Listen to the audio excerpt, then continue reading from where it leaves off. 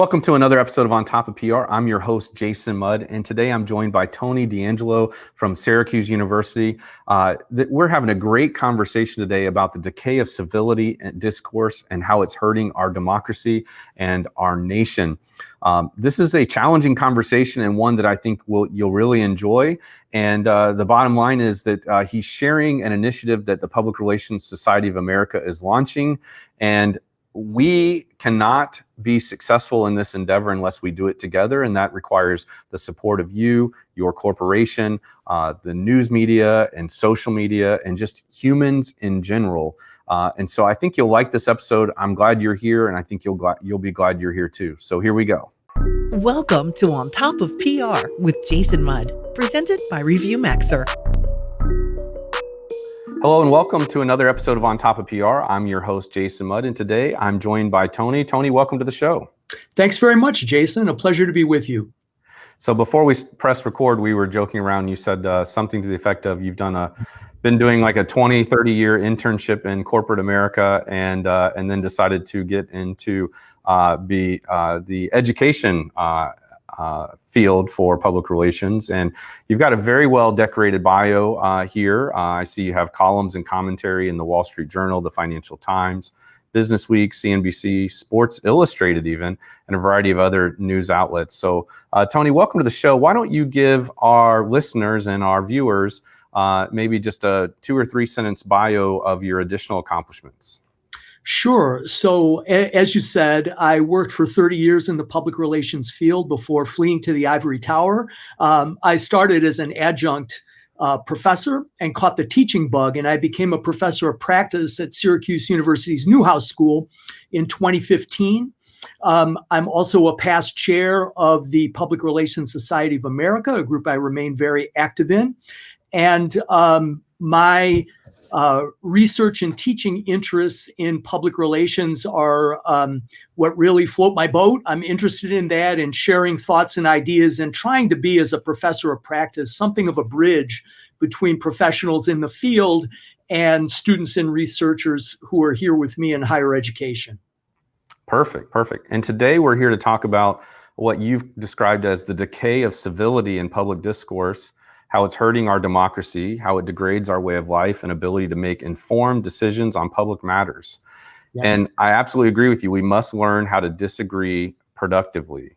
So on our episode today, we're going to talk about recognizing the problem and learning what can be done to combat incivility, and talk about some of the resources you and your university and the Public Relations Society of America has available for folks to dive into this topic. But first, we're just going to go through and talk about it at a high level through some Q&A here today. Does that sound good to you, Tony? That's great. All right, let's get started. So, one thing just as a disclaimer for anyone who's listening, we talked up front about, we want to remain, neutral and not talk about anything political, and instead just focus on the issue and focus on our audience, who is typically, someone in a corporate communications or marketing role at a company. And how this, public discourse is an important conversation for corporate communications, well beyond just the political realm. And I think Tony's going to bring some very interesting insights to the conversation today. So, Tony, why don't you set the table for us and kind of tell us, where are we in our democracy, society, republic today with civility and public discourse? We're in a world of hurt right now in terms of civility and public discourse, and the research bears this out, Jason. There was some research done in 2019 by Weber Shandwick, Powell Tate, and KRC Research that found that 93% of those they polled believe incivility was a significant problem in 2019, with 63% describing it as a major problem. And I think we all feel this, right? We feel it not only in the political world, but we feel it in business. We feel it in our personal lives and personal interactions. And people that I've talked to in the field and with the Public Relations Society of America, PRSA, we are implementing a civility initiative that I'd like to talk a little bit about, and a lot of research has gone into that. And it's been a great learning for me that civility and its effects we're working with a public health expert and communicator whose name is Gary Saffitz, and he has pointed out some remarkable similarities between a health contagion and what is happening now with incivility, and how that has gone viral and has taken away, to a really scary extent, our ability to solve problems as a society, to engage in civic discourse and civil discourse. Well, obviously that's very concerning, and I think 2020 leaves us no lack of examples that we could talk about. But maybe you could just pick one or two and kind of talk through, what you're seeing as far as what the issues are and what the impact of that looks like, or the symptoms look like even. Sure. Well, the symptoms, I think all of us, especially now in 2020, where we're in the midst of this awful pandemic, I think that the symptoms have to do with increased polarization that we feel in so many public dialogues and private dialogues, even dialogues, as I mentioned, within families. Mm-hmm. And that can lead to, by the way, a lack of communication, alienation, and actually there is research that shows that there are health effects that incivility takes as a toll on those who experience it. So it's an insidious disease and it's highly contagious. I have to say, Jason, that if you were incivil toward me, my normal reaction, if I didn't stop to consider my actions, may be to be incivil in return. So this is a human tendency. Mm-hmm. And it does take some strategies and some tools to counteract those things, both at an interpersonal level, at a political level, at a corporate level, at a societal level. Around 2016, I think we started to have some what I would call very uncomfortable moments in our public dialogue. I would just simply describe it as, and I, some conjecture I'd shared with people was, it feels like we're going through a season in our nation's history where there's a lot of pent up frustrations and anger, and a lot of societal change is happening that's making some people rejoice and other people uncomfortable. But it seems like the people who are uncomfortable maybe have been comfortable for a while, and the people rejoicing have been the ones that have been uncomfortable, right? And so I kind of described it like, our nation is going through a metamorphosis where it's painful now, but when we're finally through the end of it, we'll be a better, hopefully more civil society because of it, because change is not easy. So whether you want to use the butterfly metamorphosis analogy, or you want to use the analogy of, you're not in good shape and you decide, I want to change my health. Well, there's some pain associated with that, right? Yeah. As you're going through the process, you're learning a new discipline, you're making new commitments, your body's getting tired, maybe you're hungry because you're eating. I don't want to get into an area I'm not an expert in, but I just started feeling like, this pain is going to be worth it long term, because maybe as a society we're getting better. Do you sense any of that is true with the data you have, or am I completely off base? I have heard it said, and I can't quote the source for you, these aren't my words, that we may be entering a period of creative destruction. In other words, that doesn't sound good. No, but there is a cleansing effect, for example, in a forest fire, right? It allows new growth, right?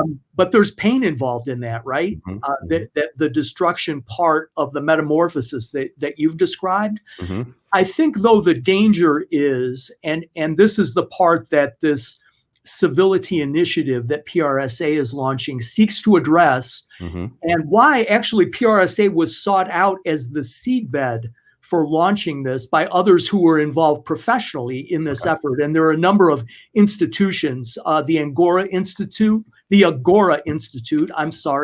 at Johns Hopkins. The Institute for Public Relations has started the Dialogue Project. There's an organization called the Interactivity Foundation. Mm-hmm. And people who have been involved in this effort and who are worried about the corrosion and lack of effectiveness in public discourse are saying that if there's a profession that can take up this mantle of trying to be the balm that soothes all the pain that's caused by civility, it ought to be the public relations profession. And I happen to agree very strongly with that, and am joining with other people in trying to take steps to equip people with the tools so they can. And I'd like to quote something. PRSA is issuing a white paper that I'd be happy to share with you that provides a lot of the statistics of the research. But in terms of defining the danger, I'd like to quote a colleague of mine named John Sandberg, who is the principal author of this white paper. And I think he nails it here. He says, as a society, the biggest danger we face is not that we perpetually default to a zero-sum game in which one side or the other must unequivocally win or lose on any given issue. The greater risk, rather, is the corrosion of civil dialogue to the point where all sides inexorably lose. In other words, it's the flip side of, a rising tide lifts all boats. Well, incivility lowers the tide and lowers all the boats. Right. And in fact, it can be argued that for the longer term, there are no winners in this. So that, and I think, by the way, the research bears out to a remarkable extent that people by and large feel that the civility disease is growing worse. Polarization is deepening. Right. Unproductive behavior and disagreement. And I also want to emphasize that civility is not a couple of things where it has been defined in the past. It's not mere politeness, although being polite and nice is a positive thing. Sure. Right. And it's also not, there are some groups that are concerned that civility might be a way to kind of wallpaper over protest, where there are really important societal conditions that deserve protest, right? Even angry protest. And that's okay. This civility effort is not designed to squelch dissent. It is instead designed to help advance productive dissent. In other words, to help enable people to disagree productively is a better description of what we're trying to do. Right. And I think it's easy to figure out that what's happening today is either unproductive disagreement or no conversation at all. Correct. And while one of those might be more civil than the other, neither one have a high level of productivity. Yes, absolutely. And as public relations professionals, part of what we should be doing if we're operating to the level we should be is engaging with those publics on whom our organization's success or failure depends, and going through an exercise of mutual adjustment.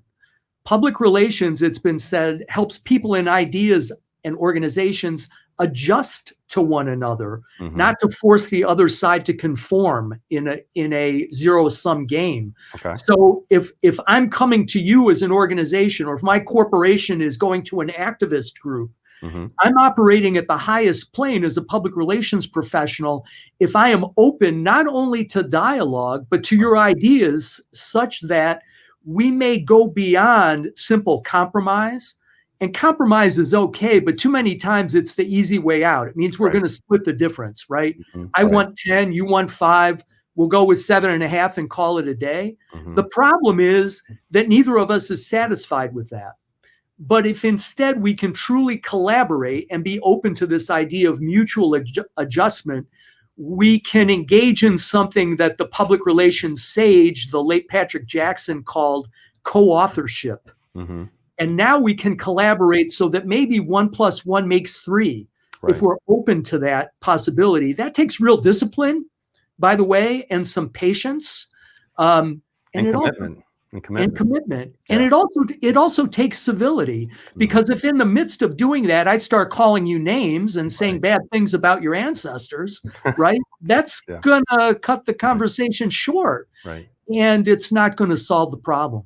Right. All right, Tony, let's take a quick break and come right back for more of this conversation. You're listening to On Top of PR with your host, Jason Mudd.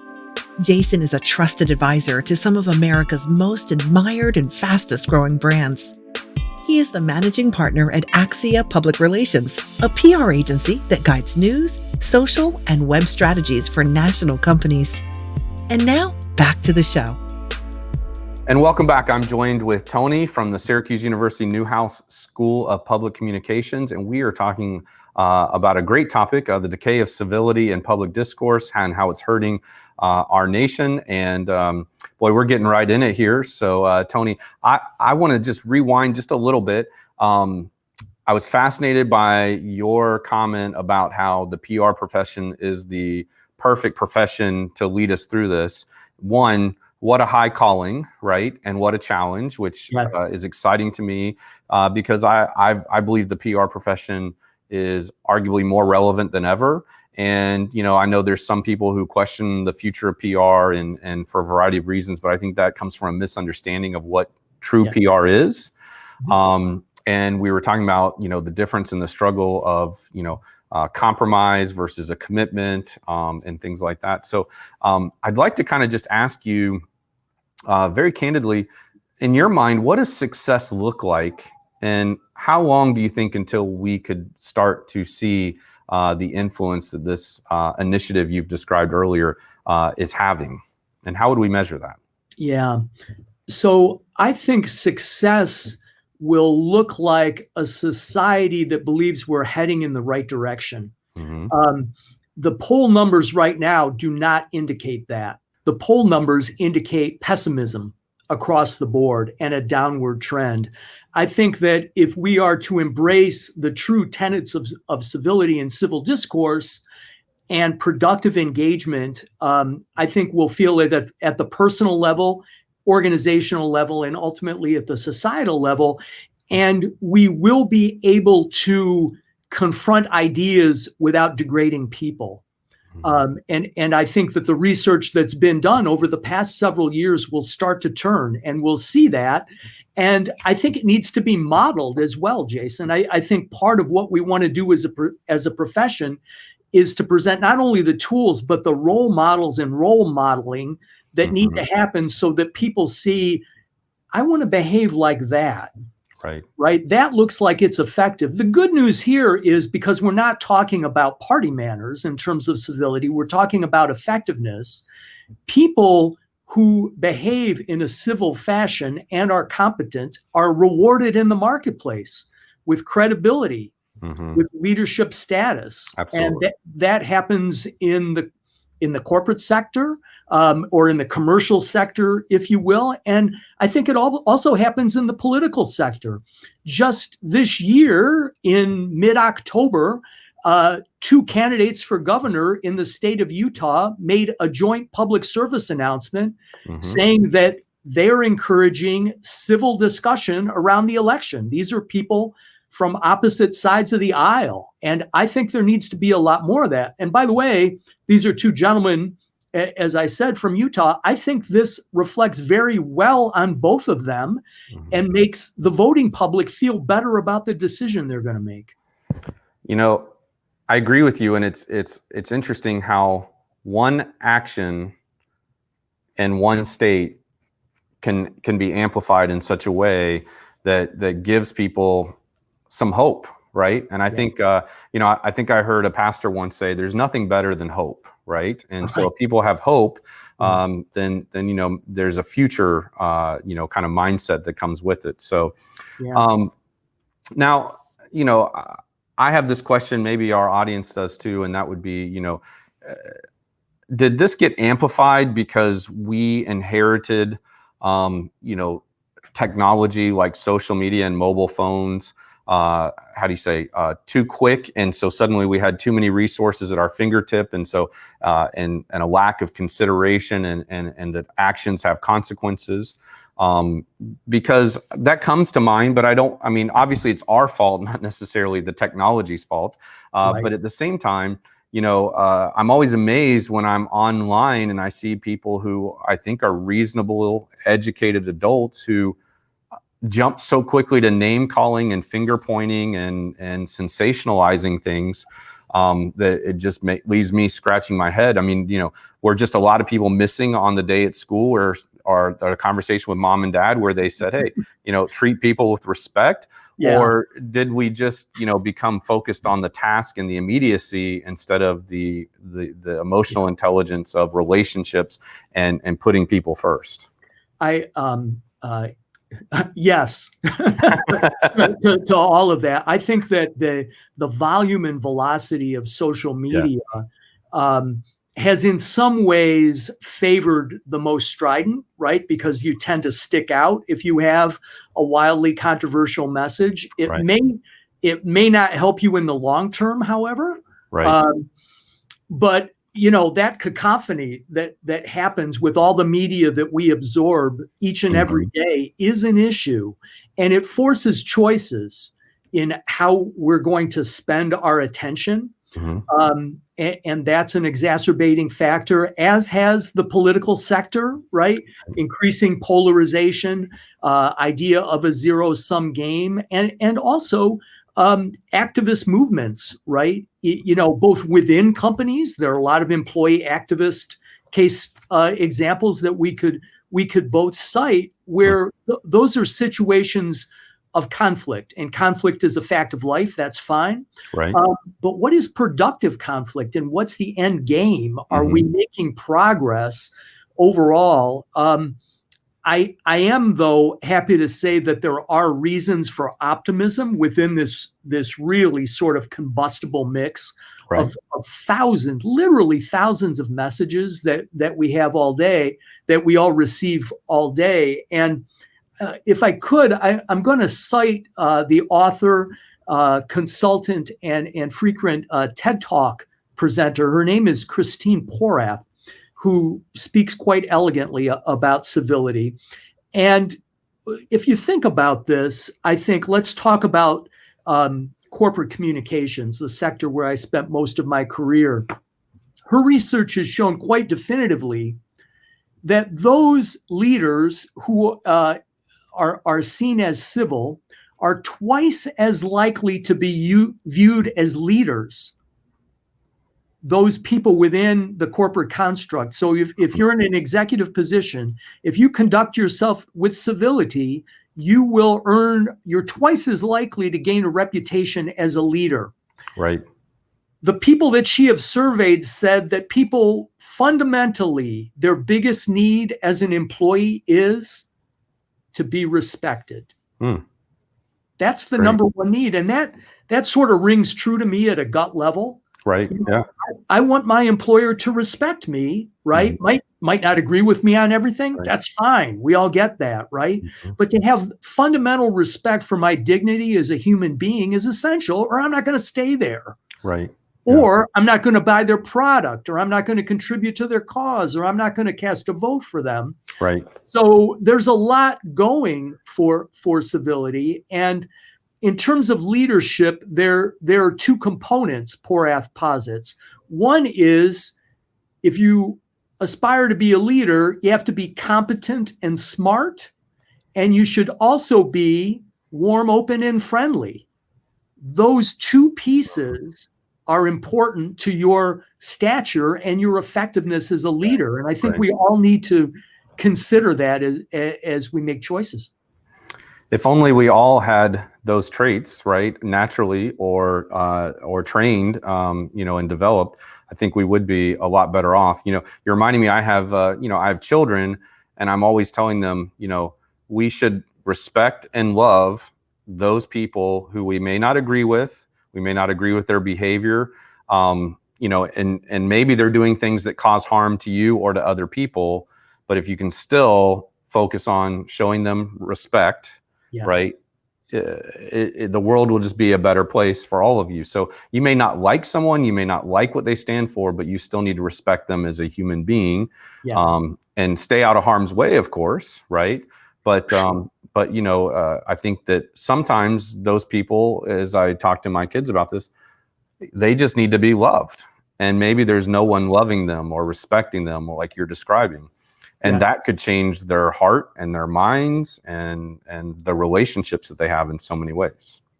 Absolutely. And, I think all of us are buoyed whenever we see a situation where two people obviously disagree, but also are very clear that they respect the other person. And, public relations as a profession is in many ways fundamentally about public relationships. Right. And relationships means it's going to endure beyond this encounter.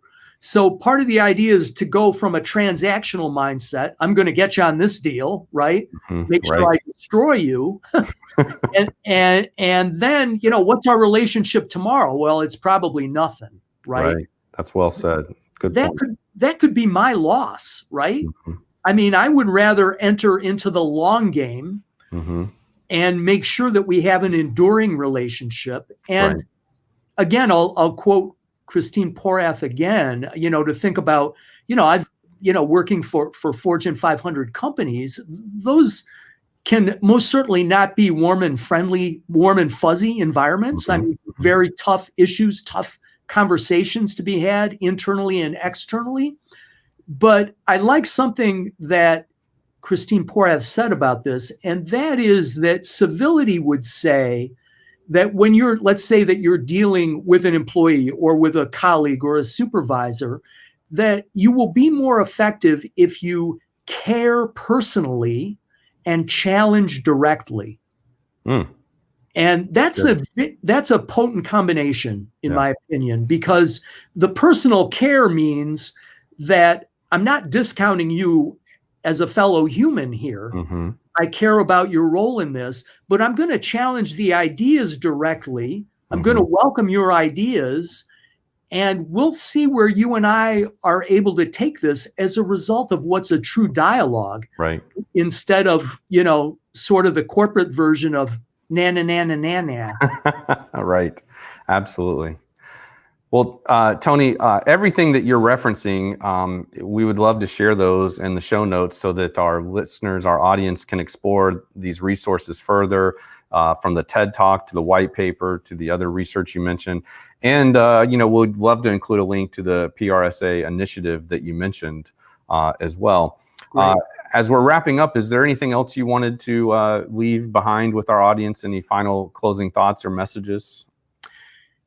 In a time when we do feel the effects, deleterious effects, right, of incivility and a pandemic that has roiled our society, I'd like to close with the thought that I really believe there are reasons for optimism.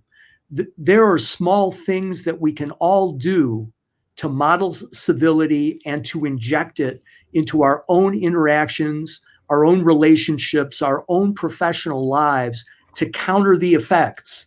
And I think that if enough of us do that, and if PRSA is able to form a civility corps, CORPS, like Peace Corps, I'm enormously optimistic about the good that we can do at a societal level. Well, I love optimism and I love ending on a positive note. So Tony, I'm glad you were here. I'm glad we had this conversation. Thank you for sharing. And if our audience wants to connect with you, what's the best way for them to do that? I'll be happy to share my email, which is dongeloa@syr.edu, or you can connect with me on LinkedIn under Anthony Dongelo, or on Twitter, Tony Dongelo _SU for Syracuse University. Jason, I really appreciate the opportunity to talk about this initiative. I really do think that it's a vitally important topic, and it's been a pleasure to have a conversation with a fellow public relations professional. Well, I appreciate that. Thank you. I've enjoyed it also. I wish we had more time to dive further into this, because I'm sure we could talk about it for a long time. And, as I'm recapping kind of the conversation in my mind, we talked about social media, and we didn't even talk about the role of news media in all of this too. And I think that there's clearly responsibility there just as much as it is with, the technology providers and with the politicians and the corporate leaders and et cetera. So there's a lot of parties who need to come together here. And I'm excited to see what the future looks like. And I appreciate your message of positivity. Thanks again, Jason. Another topic we didn't even broach was misinformation, disinformation, and what that means for lack of trust and that leading to incivility.